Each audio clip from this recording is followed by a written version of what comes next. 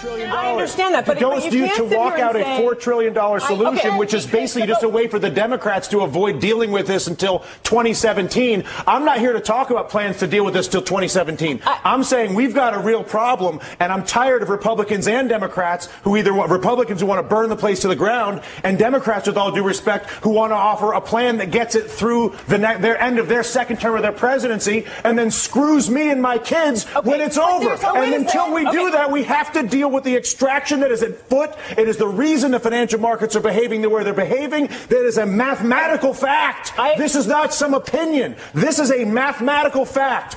Tens of trillions of dollars are being extracted from the United States of America. Democrats aren't doing it. Republicans are not doing it. An entire integrated system, financial system, trading system, taxing system that was created by both parties over a period of 2 decades is at work on our entire country right now. And we're sitting here arguing about whether we should do the $4 trillion plan that kicks the can down the road for the president for 2017 or burn the place to the ground, both of which are reckless, irresponsible, and stupid.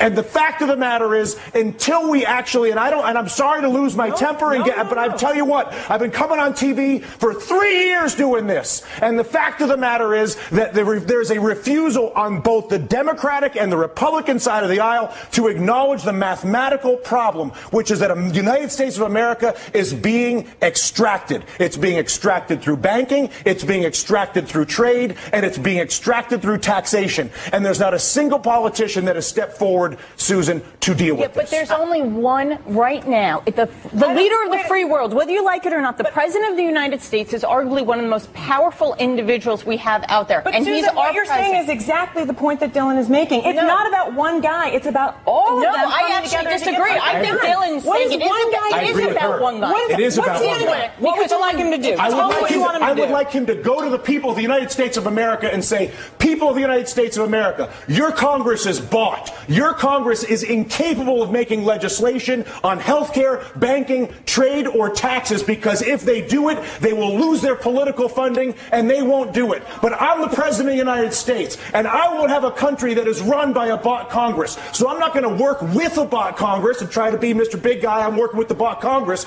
I'm going to abandon the bought Congress like Teddy Roosevelt did, and I'm going to go to the people of the United States, and I'm going to say, you've got a bought Congress. And until we get rid of the bought Congress, which is Jimmy Williams' constant point, which is get the money out of politics, and until a president says that's the problem and says he's going to fix it, there is no policy that I can possibly see, no matter how brilliant your idea may be, or your idea, or my idea, or her idea, or your idea at home, is that idea will not happen as long as there's the capacity to basically fire a politician who disagrees with me by taking funding away from him. Is that a fair assessment? Money in politics is the root of all political evil. It is corruption at its worst.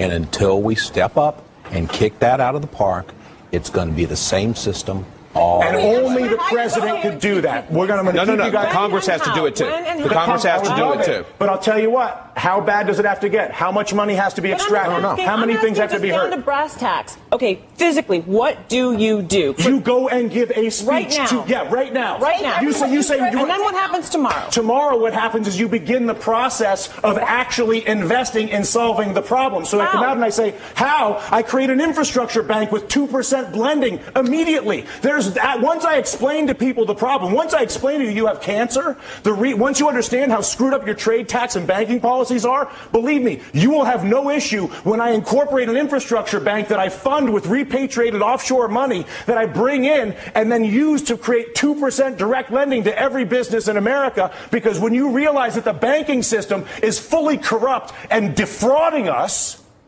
and I come out and say that, which is what I want my president to do, then at that exact moment I say, you know what, we got a screwed up situation here, people. You all know it, and now what? I'm going to admit it. And as a result, not only have I admitted it, but we're going to begin the process of solving it like grown-ups. They did it in World War II. They did it after the Civil War. They did it in Latin America with the Brady bonds. We are not seeing it happen now. The panel stays a little more emotional than I anticipated getting at work this afternoon, but what am I going to do?